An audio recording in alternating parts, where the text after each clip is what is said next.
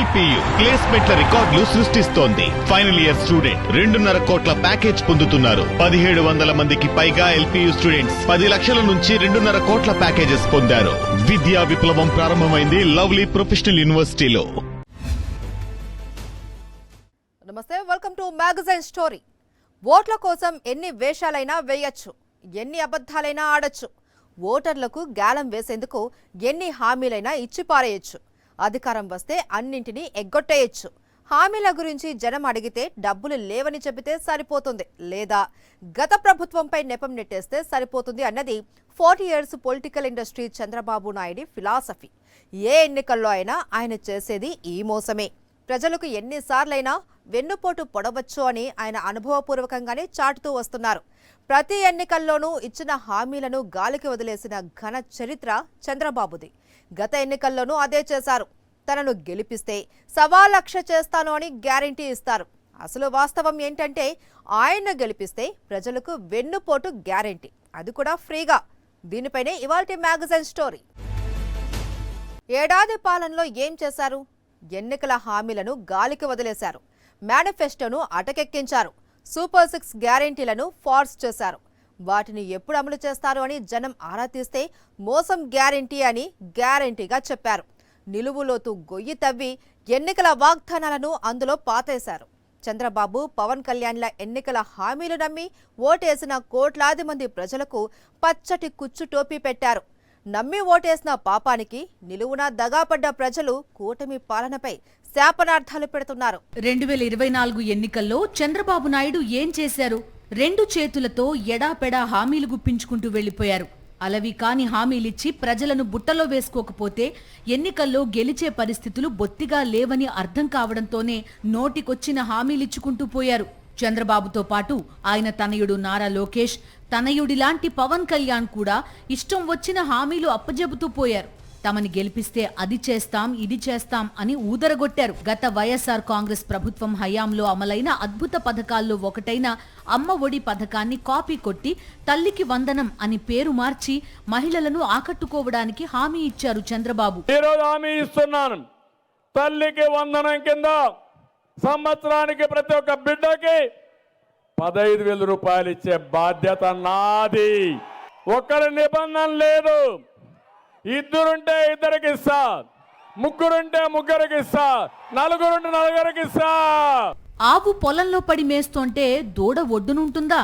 చంద్రబాబు నాయుడు ఇలాంటి హామీ ఇస్తే తనయుడు నారా లోకేష్ ఊరికే ఎందుకుంటారు? తమని అధికారంలోకి తీసుకువస్తే 5 ఏళ్లలో 20 లక్షల ఉద్యోగాలు ఇస్తామన్నారు. అంటే ఏడాదికి 4 లక్షల ఉద్యోగాలు ఇస్తామన్నారు. ఉద్యోగాలు ఇవ్వడం ఆలస్యం అయితే నెల నెల నిరుద్యోగులకు 3,000 చొప్పున నిరుద్యోగ భృతి ఇస్తామన్నారు లోకేష్. యువకులకి ప్రతి నెల 3,000 రూపాయలు నిరుద్యోగ భృతి మన ప్రభుత్వం ఇస్తుంది.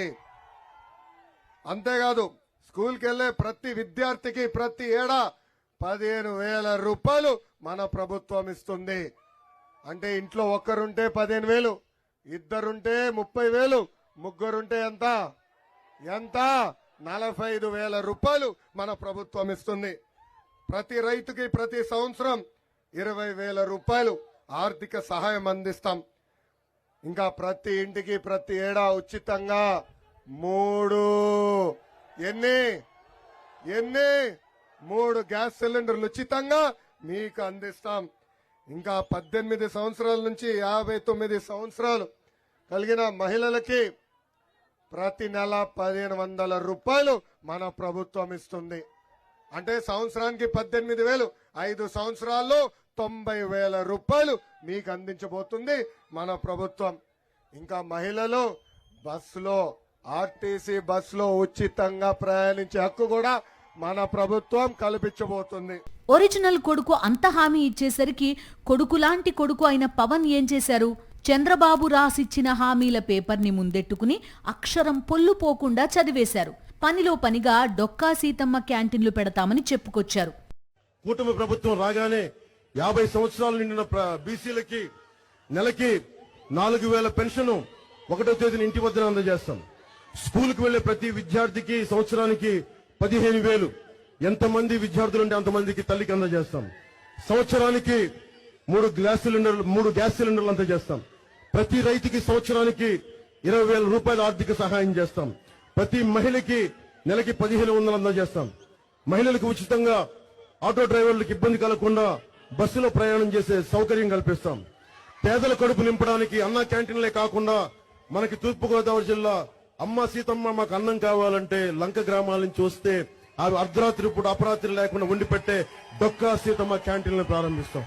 స్థానిక సంస్థల్లో ఎన్నికల్లో బీసీలకి 34% రిజర్వేషన్ కల్పిస్తాం. బీసీ, ఎస్సీ, ఎస్టీ, మైనారిటీ నిధుల్ని వారికే ఖర్చు చేస్తాం. ఎట్టి పరిస్థితుల్లో నిధుల్ని దారి మళ్లించకుండా బాధ్యత వహిస్తాం. చేతి వృత్తుల్ని, కుల వృత్తుల్ని పరిరక్షించడమే కూటమి తథ్యం. కూటమి అధికారంలోకి వచ్చిన వెంటనే మెగా డిఎస్సి విడుదల చేయిస్తాం. రాష్ట్రమంతటా టీడీపీ, జనసేనలు ఇవే హామీలను చదువుకుంటూ పోయారు. జగన్మోహన్ రెడ్డి ప్రభుత్వం కన్నా ఎక్కువ సంక్షేమం చేసి పారేస్తామని భరోసా ఇచ్చారు. మహిళలు, రైతులు, నిరుద్యోగులు, విద్యార్థులతో పాటు వివిధ వర్గాల ప్రజలకు ఏవేవో హామీలిచ్చారు. తాము చెబుతోన్న హామీలను జనం నమ్ముతున్నారో లేదో అన్న అనుమానం కూడా టీడీపీ నేతలకు రాకపోలేదు. తమని నమ్మకపోతే ఓట్లు పడవన్న ఆందోళన వారిని కంగారు పెట్టింది. ఆ సమయంలోనే నిమ్మల రామానాయుడు వంటి వారి చేత ఎన్నికల హామీలను డ్రమాటిక్గా ప్రచారం చేయించారు. నిమ్మల ఇంటింటికి తిరుగుతూ ఎవరు కనిపించినా నీకు 15,000, నీకు 15,000 అంటూ భరోసా ఇచ్చుకుంటూ పోయారు. నారా లోకేష్ అయితే ఓ మీడియాకిచ్చిన ఇంటర్వ్యూలో మాట్లాడుతూ తాము ఇచ్చిన సూపర్ 6 గ్యారంటీలు కానీ ఇతర ఎన్నికల హామీలు కానీ అమలు చేయని పక్షంలో తమ కాలర్ పట్టుకుని నిలదీయొచ్చని చాలా నమ్మకంగా చెప్పారు. మహిళలకు ఉచిత బస్సు ప్రయాణం అన్నారు.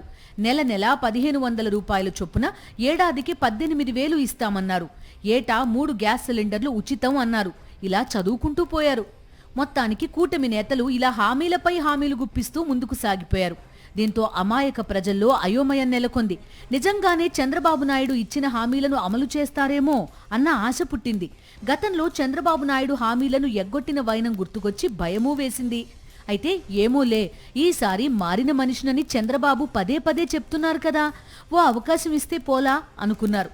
అంతే, కూటమి అధికారంలోకి వచ్చింది. కూటమి వచ్చి ఏడాది పూర్తయినా ఇంతవరకు ఎన్నికల హామీల ఊసులేదు. ఒక్క పింఛన్లు మాత్రమే పెంచారు. అయితే అదే సమయంలో లక్షలాది మంది పింఛన్దారులను జాబితా నుండి తొలగించి పింఛన్ల వ్యయాన్ని తగ్గించుకున్నారు. లక్షలాది మంది పింఛనుదారుల పొట్టగొట్టారు. ఇక తల్లికి వందనం, రైతు భరోసా, నిరుద్యోగ భృతి, ఫీజు రియంబర్స్మెంట్, 20 లక్షల ఉద్యోగాల హామీలను అటకెక్కించేశారు. పైగా ఈ హామీల అమలు గురించి ప్రజలు ఆరా తీస్తున్నారని, కూటమి పాలన పట్ల అసంతృప్తితో ఉన్నారని తేలడంతో చంద్రబాబు కొత్త డ్రామా మొదలుపెట్టారు. మనం హామీలిచ్చాం, ఇప్పుడు వాటిని చూస్తే భయమేస్తోంది, చాలా బాధగా ఉంది, ఎలా ముందుకెళ్లాలో అర్థం కావడం లేదు అంటూ ఆస్కార్ లెవెల్లో నటించారు చంద్రబాబు.